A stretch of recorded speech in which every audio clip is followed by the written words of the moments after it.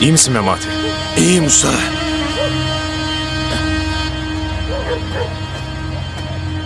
Abdüley, adamına git bak.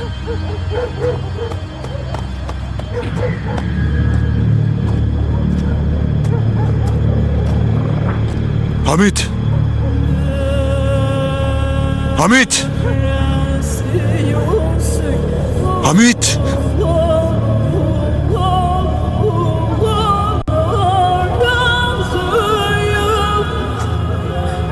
Usta, ben adamı dinlemem. Kafasına sıkarım. Ya nereye sıkıyorsun? Bizi Ersoy'a götürecek.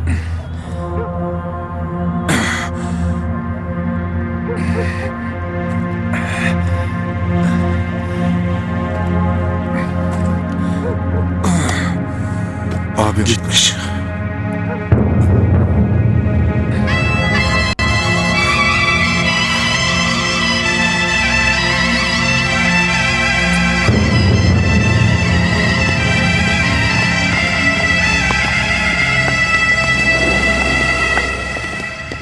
Arasana Hamid'ini.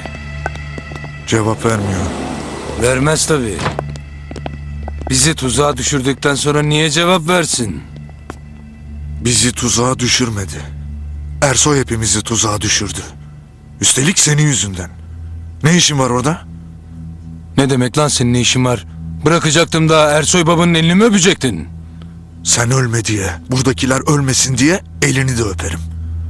Rahat ol sen. Memati, Sen kiminle artist konuşuyorsun lan? Seninle ne yapacaksın? kesin gevezeliği.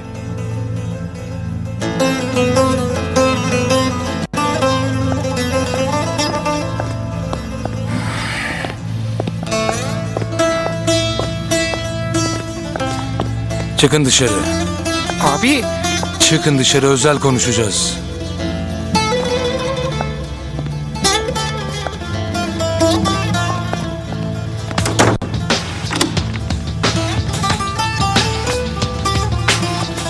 Sana kaç kere dedim lan? Benimle adam gibi konuşacaksın. Sen de adam gibi davran. Çocuk gibi davranıyorsun. Dua et çocukları dövmem.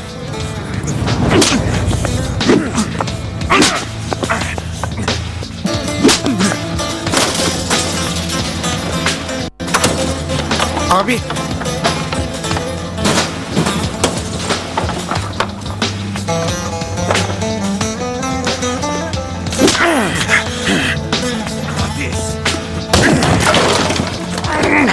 Kafayı mı yediniz siz? Abdüley! Bırak usta! Geberteceğim artisti! Memati! Otur! Memati!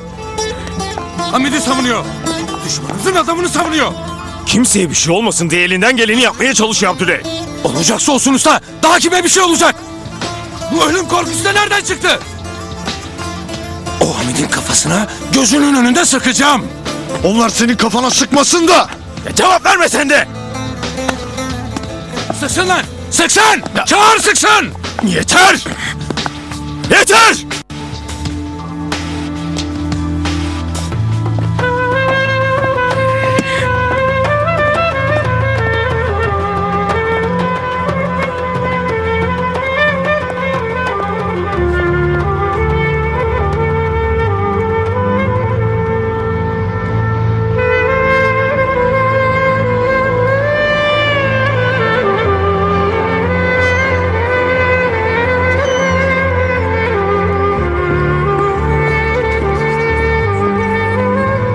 Ben anlamadım ki. Sen ayakçı, Kenan ayakçı. Biz nasıl iş yapacağız? Asıl böyle yapacağız. Kimse bizden şüphelenmez. Pusat, kimse senden şüphelenmez de senin onların yanından ayrılıp bir şey yapman da imkansız. Yanlarından ayrılmama gerek yok. Sadece zaman içinde güvenmelerini sağlamam lazım. Boş iş. Asıl sen boş boş konuşma. 10 senedir burada değiliz. Başbakanın, cumhurbaşkanının ismini bile bilmiyoruz. Buranın parası yüksek mi düşük mü haberimiz yok. Bir etrafa bakalım. Tanıyalım. Bundan sonra yapacağımızı yaparız zaten. Seni anlayan bu tarafa gelsin. Ulan bir tarafın Karadenizli.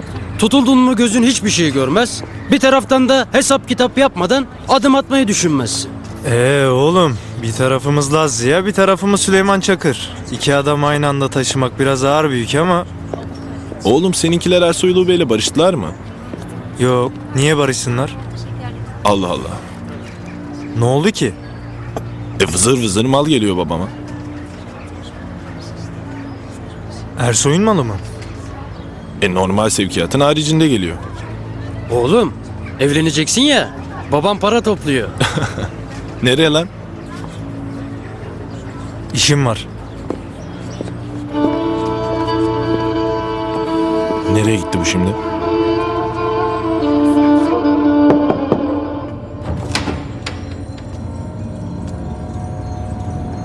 Efendim Hamit geldi. Tek parça mı gelmiş? Gelsin bakalım.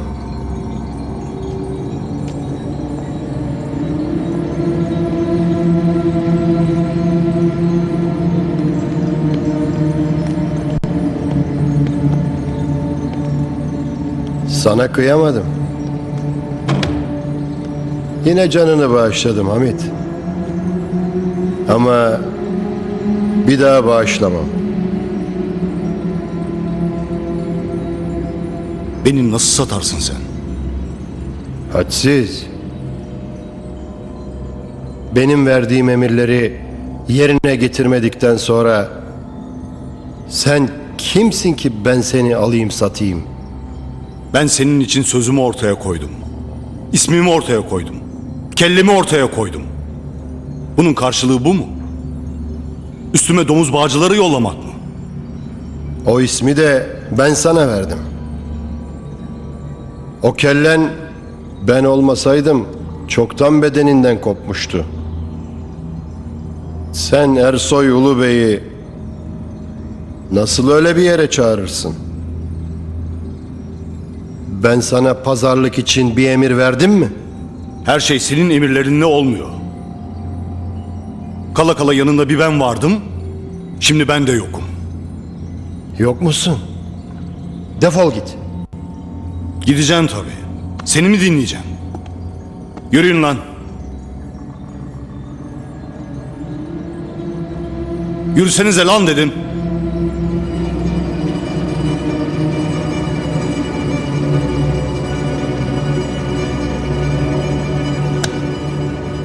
Ben olmasam senin peşinden sahipsiz itler bile gelmez. Bırak bu civanları.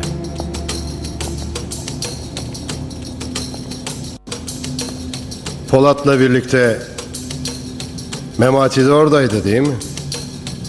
Niye oradaydı? Bana, sana sıkmak için oradaydı. Ben bunları tanımasam, bu şerefsizliği yapacaklarını bilmesem, senin dediğin yere gözü kapalı gelirdim. Abdüley bana söz verdi. Abdüley sana söz verdi. Polat, Memati sana söz verdi mi? Sana yapılan iyiliğe bir ömür sadık kalman yüzünden sen benim Hamidimsin. Abdüley senin için önemli mi? Canını bağışladım gitti. Ama öbürleri benim düşmanım. Senin de düşmanın. Bir daha beni satma. Bir daha benim gözümdeki değerini düşürme.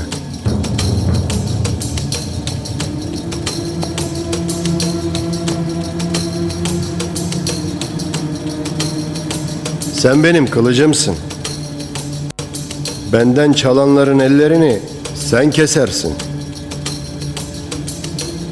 Bana karşı yürüyenlerin ayaklarını sen koparırsın.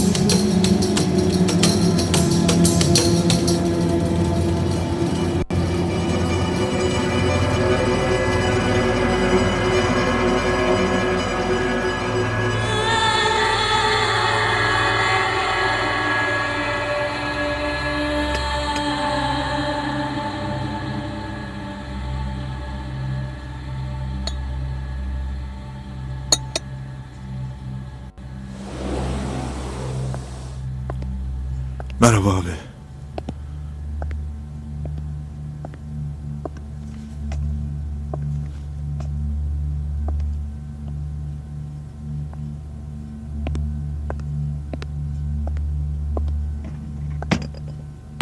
Eren, bana da bir çay doldur. Ne haber Abdül?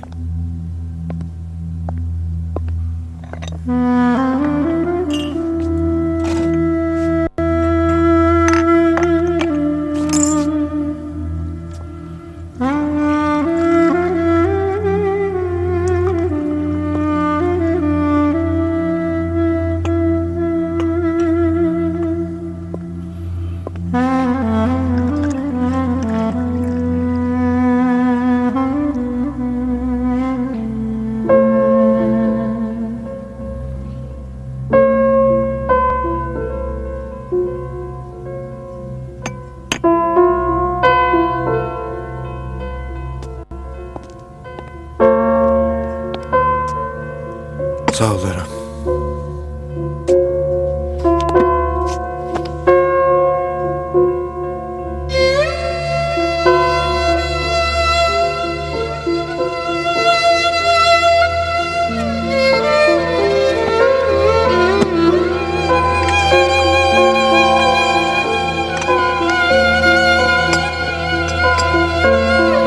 Ben doldururum abi.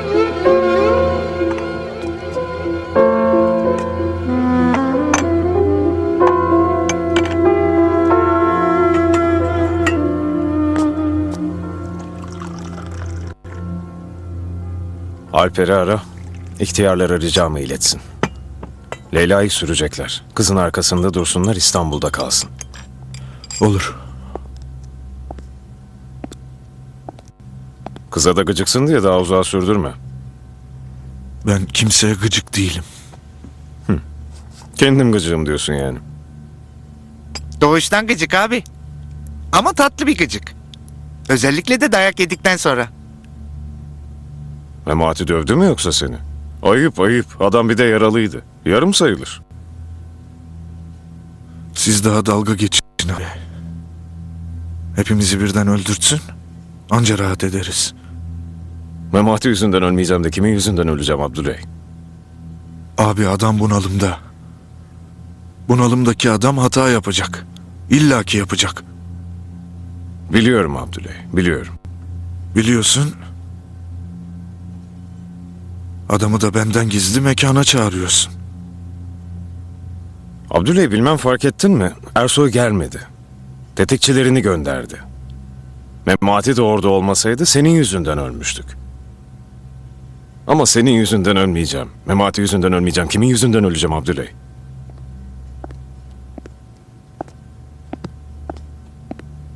Oo, sen mesaiye bu saatte mi geliyorsun? Bak koçum, herkesten önce gelecek, çayı demleyeceksin. Abi bir konu var önemli. Hayırdır Pusat? Birini sevdim, babası Ersoy mu çıktı? Abi Ersoylu Bey Yaşar Katırcı'ya mal sevk etmeye devam ediyormuş. Heh, içimizde bir hain eksikti, o da çıktı çok şükür.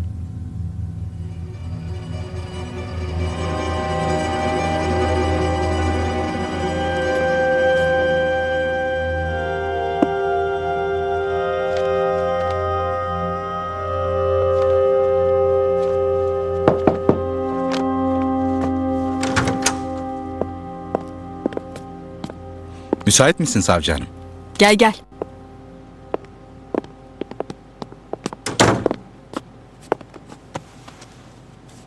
Hayırdır, yazın geldi mi?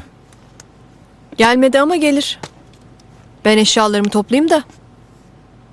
Ne ikram edeyim sana? Şimdi içtim. Teşekkür ederim. Bu böyle mi olacak hep? Nasıl böyle mi olacak? Önümüze gelen her dosyada birileri bizi şikayet ettiğinde, birilerinin işine gelmediğinde hep sürülecek miyiz? Maalesef yapacak bir şey yok. İnsanlar bizi bağımsız olarak biliyor. Ama mesleki geleceğimiz bakanlıkta veya kuruldaki meslektaşlarımızın iki dudağı arasında. Ben diyorum ki bu konudaki mücadelemizi örgütlü yapalım. Dernek kuralım. Hem bakanlığa, hem kurula, hem de yüksek mahkemelere karşı birlikte hareket edelim. Ben derneğin hiçbir işe yaramayacağına inanıyorum. Niye? Maalesef hakim ve savcı arkadaşlarımız mesleğin sorunlarından ziyade ideolojileriyle olaylara bakacaklar. Bir kısmı bakanlığın tasarruflarını beğenmeyecek, bir başka kısım da yüksek mahkemenin yöntemini beğenmeyecek. İkiye bölüneceğiz. Yani hiçbir işe yaramayacak. Bizlerin mağdur olması önemli değil. Bizlerin vasıtasıyla hak arayan vatandaş da mağdur olacak. Bizim bağımsızlığımız ve tarafsızlığımız bizim için değil, vatandaşımız için teminat. Haklısın savcım. Ama 28 Şubat'ta yüksek yargıçların gidip de düzmece irtica tiyatrolarında saf tutması vatandaşın yargıya olan güvenini sarstı. Bugün de aynı şey devam ediyor. Katılmayacak mısın dernek çalışmalarımıza?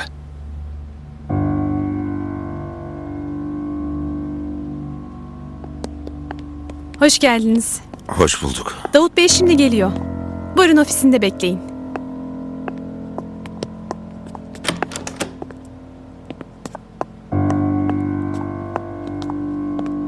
Bir şey içer misiniz? Bir şişe içki getir. Şaka ediyor babam. Böyle bir kova ıhlamur getir, belki uyuşturur beni. Sağ olun, bir şey içmeyeceğiz. Baba, ilaç alsana sen. Sakinleştirici falan. İçerim. İçerim ama bir şartla. İçmezsen içme baba. Ben senin için söylüyorum. Bak, bugünden babanı 2. sıraya atıyorsun. Demedi deme kızım. Koca her zaman bulunur. Ama benim gibi baba bir daha bulamazsın. Senin gibi babayı nereden bulayım ben? Hoş geldiniz. Hoş bulduk. Hoş geldiniz. Hoş bulduk. Herkes hazır buradayken nikah memurunu da çağıralım. Bu işi bitirelim. Kurban mı kesiyorsun, gelin mi alıyorsun anlamadık ki Davut Bey. Baba, Peri bari gelinlik giyseydi. Yok, ben gelinlik falan istemem. Böyle gayet iyi. Bence de uzatmayalım artık. Annenin bir gelinliği olacaktı kızım. Baba, sen yeniden evlendiğinde onu cici anneme giydirirsin. Ben nikah memurunu çağırayım o zaman. Davut Bey, 2 tane de yalancı şahit bulun bari. Utanıyorsan alma kızımı be adam. Ya niye utanayım? Biz bunu merasim şeklinde olmamasına karar verdik Peri ile. Biz de İnci ile merasim olmasını istiyoruz. Değil mi İnci Hanım? Benim için fark etmez. Madem gençler böyle istiyor. Benim için fark eder. Ben dostlarımı çağıracağım. Ara Mehmet Fikret'i gelsin. Ne büyütüyorsun İbrahim? Tek dostum Fikret Bey zannediyorsanız çok yanılıyorsunuz, çok. Baba, illa ağlayıp beni rezil edeceksin değil mi herkese? Kızım, sen kocaman bir kedisin. Kocaman, nankör bir kedi.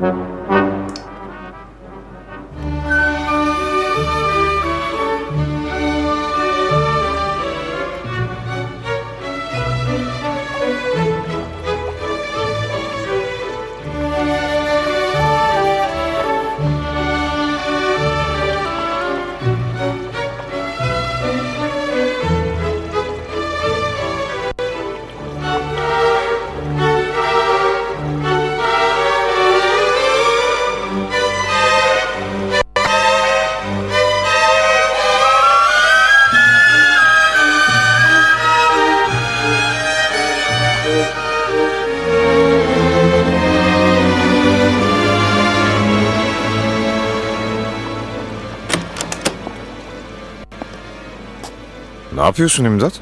Abi canıma doymuyor, ne yapayım? Yemek söyleyeyim yeğenime. De ki valla. İyileşmişsin İmdat'ım. Yarım ekmek arası köfte fena mı olur? Fena olur abi. Doymam. 2 ekmek arası köfte isterim. Polat abi. Burada bana Ecevit gibi komple yapılır. Öldürecekler acımdan. Ne olmuş ki Ecevit'e? Bilmiyor misin? Az kaldı öldürürler çare adamı. Rahşan Hanım yetişmese ölüydü. Senin de Zaza dayın var. Dayımın geldiği mi var? Cevher dayımın yanından buraya mı vuruyor? Gelmişken Cevher'i de ziyaret edeyim dedim ama burada yokmuş. Hangi hastanede ki? Burada değil mi? Görür müsün bak, dayım bana yalan söyle o zaman. Dayım burada mı dedi? Burada dedi.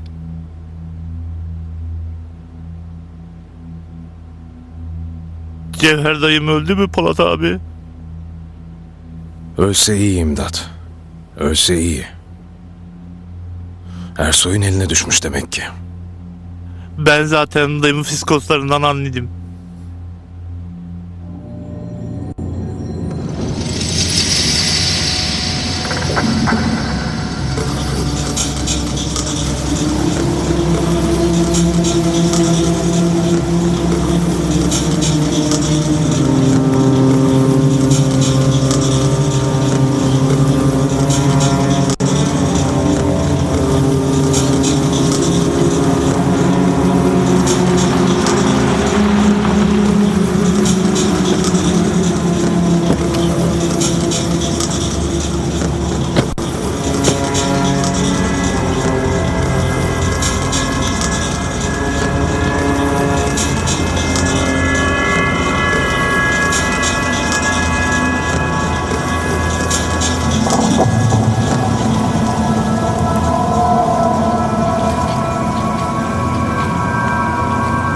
Senin ne kadar çok düşmanın varmış.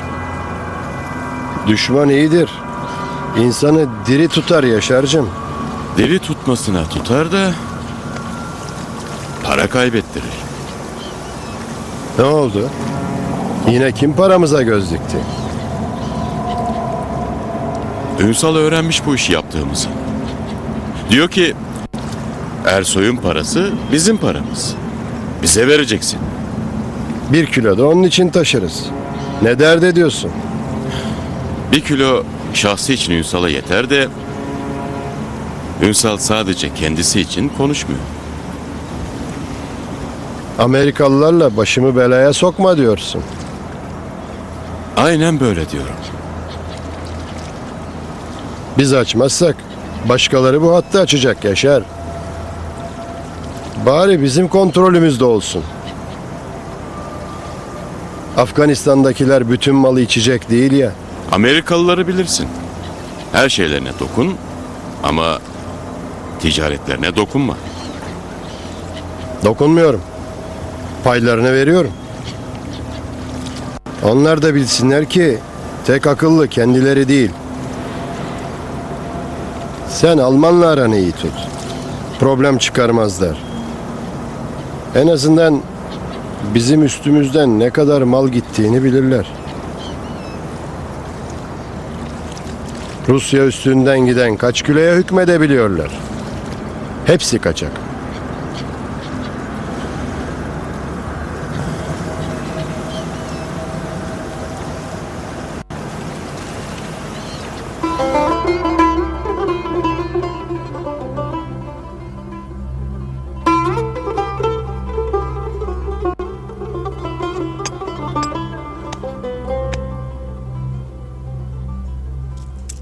İbrahim, sen kızı Davut'a nasıl verdin? Sus Memati sus. Kızım beni yarı yolda bıraktı. İyi yaptın İbo. Yoksa evde kalacaktı kızın. Allah mesut etsin İbo ama... Vermeseydin kızı, aklımda onun için biri vardı. Kim? İş bitmiş, isim vermem. Polat Alemdar mı yoksa? Kardeş, sen kızını sevmişsin. Seveyim. Polat Alemdar'ınkilerin hangisi yaşı? Ölsün mü istesin kızı? Doğru söylüyorsun da Zaza, Memati ölmeyecek birini tanımaz ki. Be adam, bırak şu işin yakasını. Kız nikaha oturacak diyorsun. Hadi kalkın. Kalkın ne konuşacaksınız nikah masasında konuşursunuz. Gelemeyiz İbo. Yarın yap. Aşı mı yaptırıyoruz kardeşim? Nikah yaptırıyoruz.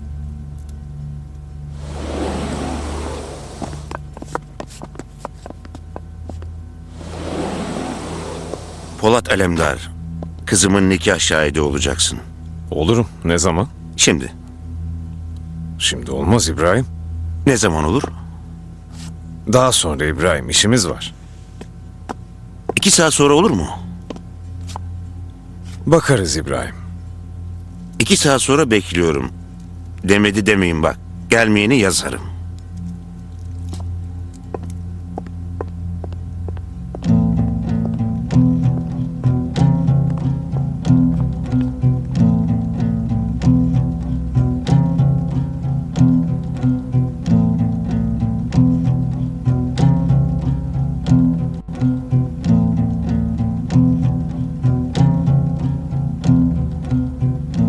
Elemda hayır mı?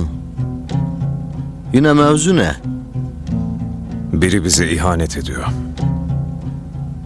İçimizden biri.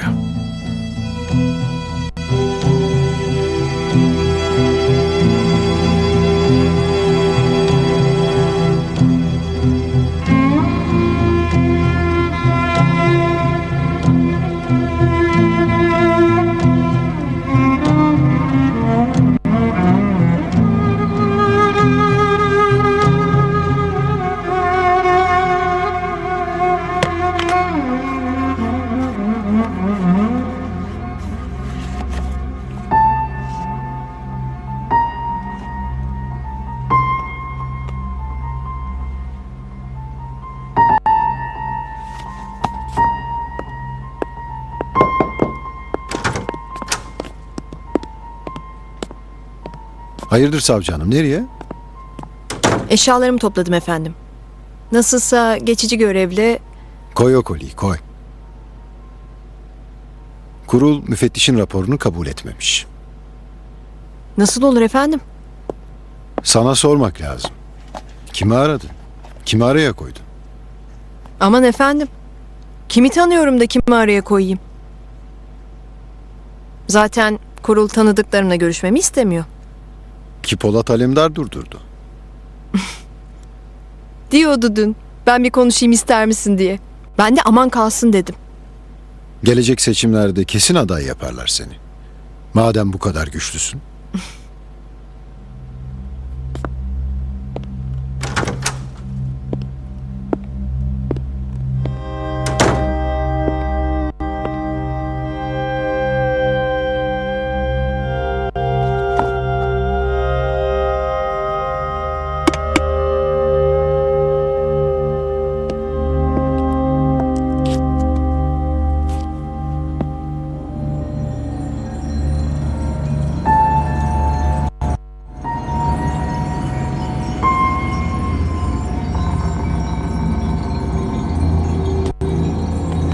Üf, insan hayata sıkıntıdan patlı.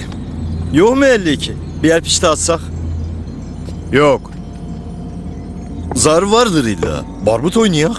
Yasak.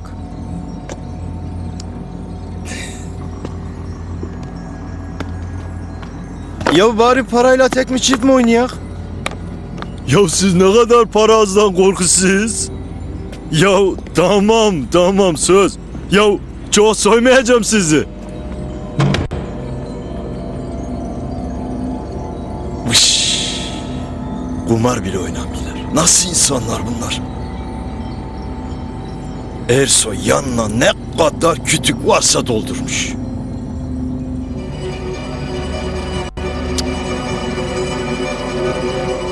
Can Polat, büyük bir ithamdır bu. Hepimiz insanız, hata yaparız. Ama ihanet başka bir şey. Bu odada hain yok. Yezid yok. Var Zülfikar ağa. Ya Hamit meselesi yüzünden Abdüleydi ya.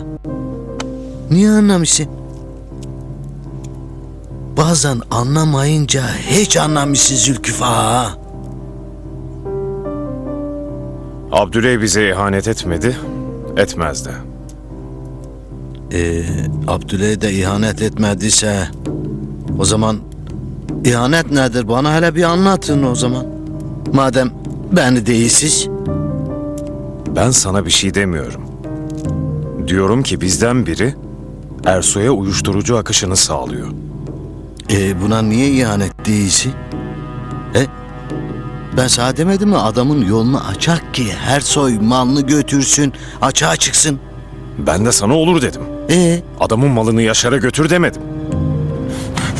Gel lan buraya. Ulan sen bizim arkamızdan nasıl iş çevirirsin? Memati bırak! Memati! Memati bırak dedim! İhanet eden ölecek usta. Bırak dediysen bırakacaksın!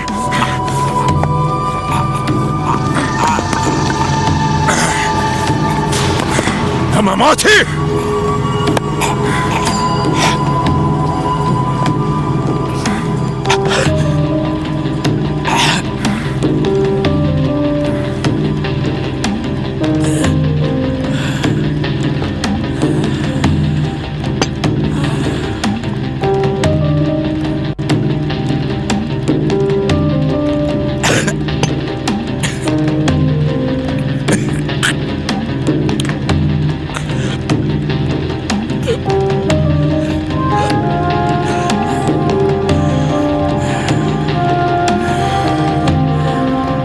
Cevher nerede Zaza?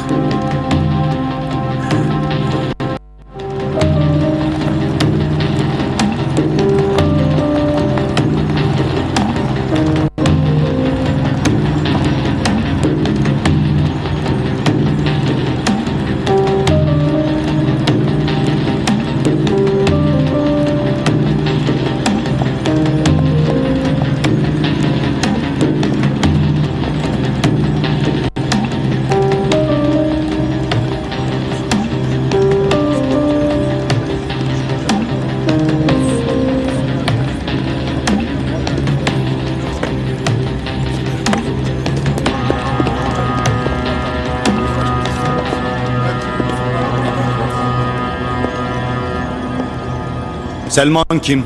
Kim soruyor? Selman sen misin? Değilim. Sana ne lan? Kim soruyorsa soruyor. Kalk buradan.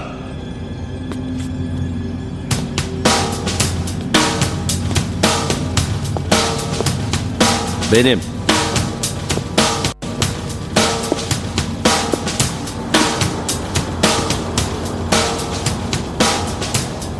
Senin mesleğin ne lan? Tırcı, tır şoförüyüm. Sen kimsin? Senin o mallarını götürmem dediğin Ersoy Ulubey var ya, onun Azrail'i. Bundan sonra size biri derse ki Ersoy Ulubey'in malını taşımayacaksın, git derdini Hamid'e anlat deyin. İşinizi yapın.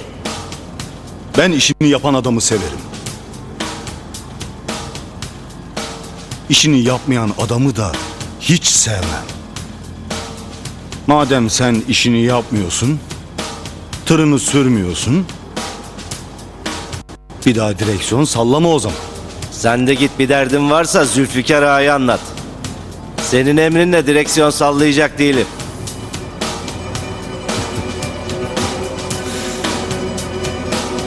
Sallamayacaksın oğlum zaten. Bırak direksiyon sallamayı.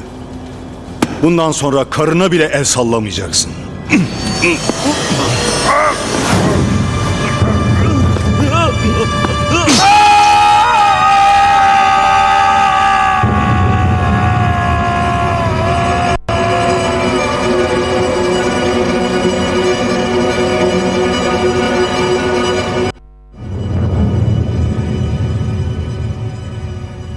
Desedim ki Cevher elinde varsın olsun diyecektiz. Ben sizi bilmeyeyim mi? Biz ne zaman biri ölsün dedik düşmanımızın elinde? Aradığında bizi çadıra koşup gelmedik mi? O başka, bu başka. Ben de bileyim Ersoy şerefsizle pazarlık yapılmaz. Ama en azından Cevher'in yerini öğrenem. Herifin yerini öğrenem. Gelem ondan sonra söyleyeyim dedim. Benim çocuğum ölmüş. Senin Cevher'in ölmüş, yok mu? Senin çocuğun ölmüş ya. İyi. Burada kimse yaşamasın zaten. Memati, senin çocuğunu kurtaramadık ama benim Cevher'i kurtarma ihtimalim var. O ihtimal için her şeyi yaparım. Size satma gelir, bana oyun gelir. Söyle sen. Biz ölsün mü diyecektik. Madem oyun diyorsun, oyunu kuralına göre oyna. Gel bize de söyle. Sen yeğenini alırsa sen öyle yaparsın. Zaza, adam senin zaafını gördü. Daha durur mu? Ne yani? Bu Ersoy hiç ölmeyecek mi? Biz de onun zaafını gördük. Para. Ben de onu paraya boğarım. Siz onu boğmazsınız. Hadi be.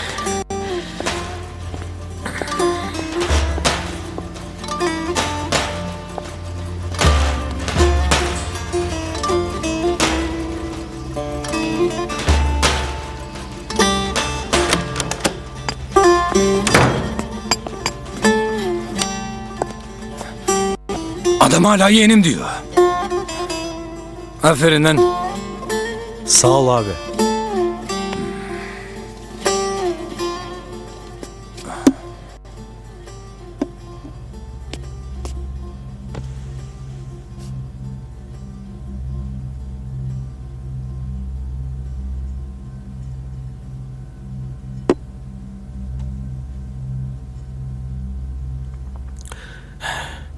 Ya ben Memati'yi kırmak, birbirimizi satmak için yapmadım ha.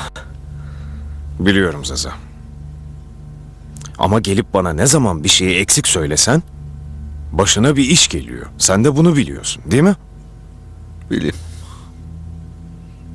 Bilim. Huyum bu. Neden? Ya kardeşim, sizin yanınızda durmak, bıçak sırtında durmak. Bıçağın bir tarafı ihanet, öbür tarafı ibadet. Neden? Benden hiçbir şey saklama. Şimdi anlat. Ersoy'la nasıl, nerede buluştunuz? Boş ver geçmişi konuşma ya. Bu mafyanın da geçmişi konuşması ben hasta edeyim. Buluşacağım İtso'yla. İyi. Buluşmaya gelirken ona diyeceksin ki, Cevher'i de getireceksin. Sıkar ha kafasına. Manyak bu bilmiyor musun? Zaza getirecek. Sana da ona da sıkacak. Sen rahat ol. Senden istediğini almadan bunu yapmayacak. Sen ne yapacaksın? Ben Cevher'i alacağım. Memati Ersoy'un canını alacak. Değilsin. Diyorum. Hele bu işten önce sen beni satanı söyle. Nerede fire vermişim ki biri gelip beni sana okuy? Bu mafya bir tek geçmişi konuşmayı sevmiyor Zaza. Her şeyi konuşmayı seviyor. O yüzden hiçbir şey gizli kalmıyor.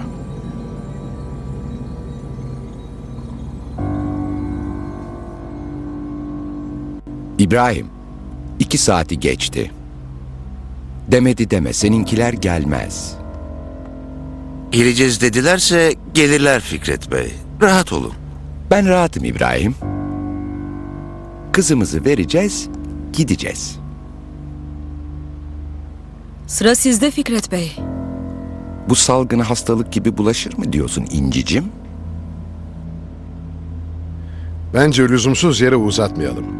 Fikret'le İnci şahit olsunlar, atalım imzaları. Acelen mi var Davutcum? Haklısın. Zaman bizim yaşımızdaki insanlar için çok önemli. Her saniye çok kıymetli. Benim kızımın nikah şahitleri belli. Onlar gelince nikah olacak. Baba, ne olur yapma böyle.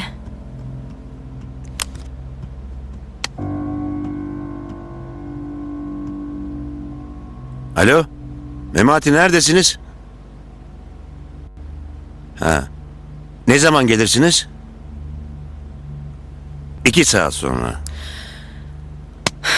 Baba, sonra gelirler. Bak bir ara yemek veririz. İbrahimciğim uçak bekliyor uçak. Tamam bekliyoruz. 2 saat sonra. Patlatmayın bana uçağı. Bekleyeceksiniz işte.